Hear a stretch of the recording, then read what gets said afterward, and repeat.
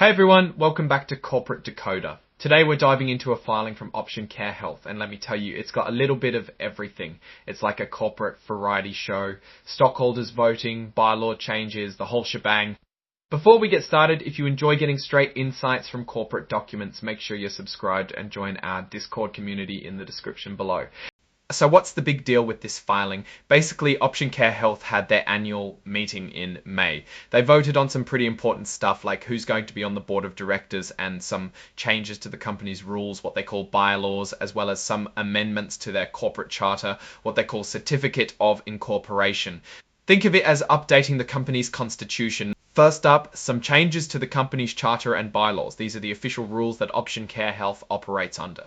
One big change gives stockholders, the people who charge shares in the company, the right to request a special meeting. This means if enough stockholders want to discuss something important, they can call a meeting to do so. Another change protects the company's officers, the people in charge, from being personally sued for certain actions they take while doing their job. There were also some cleanup items, removing old references that aren't relevant anymore, like stuff about the HC group and some old preferred stock. Next, let's look at the votes. The stockholders voted on a few key things at the annual meeting. Of course, they voted to elect the people who will sit on the board of directors, the people who are in charge of making big decisions for the company. They also voted to approve KPMG LLP as the company's accounting firm. Think of it as hiring the people who will check the company's financial records to make sure everything is correct.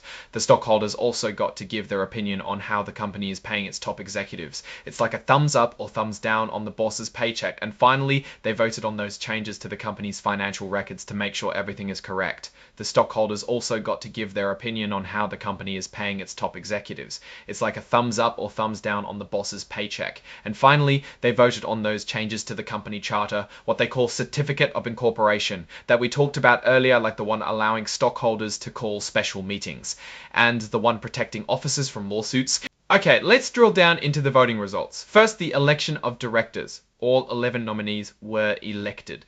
Elizabeth Q. Betten got about 14.8 million votes. With about 681,000 votes, 148 million votes, with about 681,000 votes withheld. R. Carter Pate got about 14.8 million votes, with about 681,000 votes withheld. It's pretty standard for board members to get that much approval.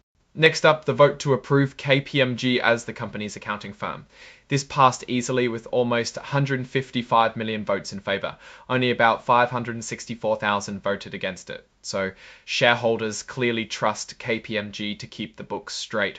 Now, let's talk about executive pay. This is always a hot topic. The stockholders voted to approve the compensation of the company's executive officers, but it's a non-binding vote. That means the company doesn't have to listen to the stockholders, but it's a good way to get a sense of what they think.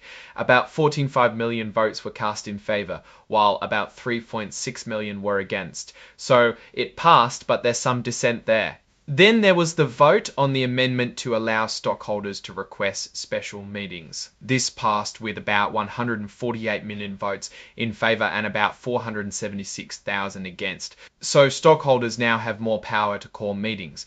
The vote on officer protection, what they call exculpation, also passed, but with a bit more opposition.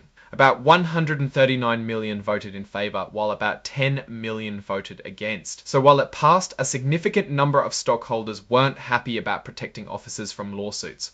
Finally, the vote to clean up the company charter by removing old references to the HC group. This passed overwhelmingly with about 149 million votes in favour and only about 21,000 against. This filing is mostly about corporate housekeeping.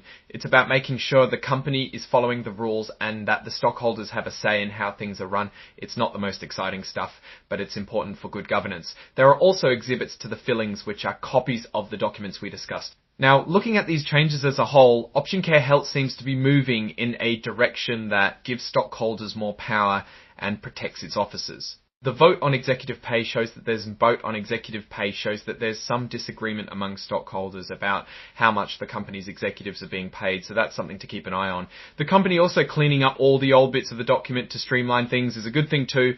Overall, Option Care Health seems to be on solid footing. But it's important to watch these trends and see how they play out in the future. Alright, that's our breakdown of Option Care Health's latest filing. What's your take on these changes and what they signal for the company's future? Drop your thoughts in the comments. If this analysis was valuable, hitting that like button really helps, and subscribe for more deep dives. Don't forget to check out the Discord in the description. Thanks for watching. See you next time.